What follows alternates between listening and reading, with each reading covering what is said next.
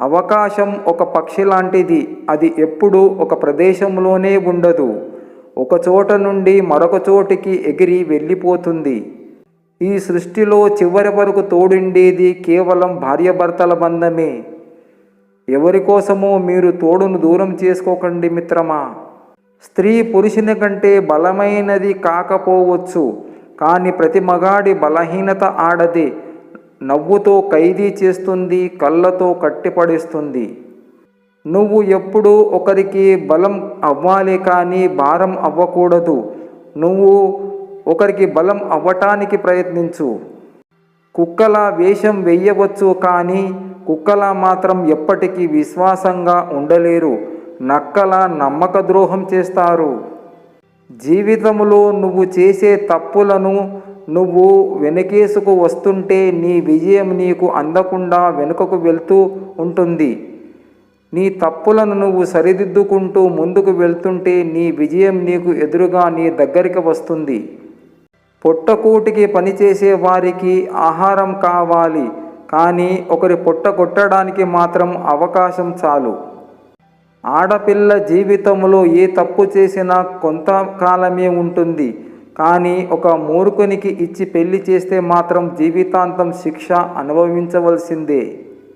ఒక మనిషికి ఇవ్వవలసిన టైంలో విలువ ఇవ్వకపోతే తర్వాత నువ్వు ఇద్దామనుకున్న వాళ్ళు తీసుకోవడానికి సిద్ధంగా ఉండకపోవచ్చు. ఎందుకంటే ఆత్మాభిమానం అనేది ఒకటి ఉంటుంది కదా. నిత్యం భయముతో బతికేవాడు తన ప్రాణాలను మాత్రమే ప్రేమిస్తాడు, కానీ ధైర్యంగా బ్రతికేవాడు తన ప్రాణాలతో పాటు తన ధైర్యాన్ని కూడా ప్రేమిస్తాడు. నీ సంతోషాన్ని ఇతరులతో వెతకకు, అది నిన్ను ఒంటరిని చేస్తుంది. నీ సంతోషాన్ని నీలోనే వెతుక్కో, అదే నీకు నిజమైన సంతోషాన్ని, ప్రశాంతతనిస్తుంది. ఒకరు నీకు చెడు చేసినంత మాత్రాన నువ్వు వాళ్లకు చెడు చేయవలసిన అవసరం లేదు. వాళ్ళే చెడిపోతారు. ఎలా అంటే చెరువులో నీటి ప్రశాంతతను ఒక రాయి వేసి తాత్కాలికంగా చెడగొట్టవచ్చు, కానీ కాసేపు తర్వాత నీరు తేరుకొని నిర్మలంగా ఉంటుంది. కానీ రాయి మాత్రం ఎప్పటికీ నీటి అడుగునే ఉండిపోతుంది. సాకులు వెతకడం, ఫిర్యాదులు చేయడంలో చూపే శ్రద్ధ, ఓర్పు, నేర్పు పనిలో చూపిస్తే ఎంతైనా సాధించవచ్చు. నీ గొప్పతనాన్ని నిర్ణయించేది నీ గుణం మాత్రమే. గెలుస్తా అనే నమ్మకాన్ని మోసుకుంటూ వెళ్తే వాడికి దూరం ఎంత అయినా కానీ పెద్ద భారం అనిపించదు. సాధ్యం కాదనే భావం మనసులోంచి తొలగించుకోవడమే విజయానికి వేసే తొలి అడుగు. దేవుడికి ఇవ్వవలసుకున్నది లేని వాళ్ళకి ఇవ్వండి, ఎందుకంటే దేవునికి మీ దగ్గర చేతులు చాచి అడుకునేంత పేదవాడు కాదు. బురదలో ఉన్నప్పటికీ కలవలు పవిత్రమైనవే.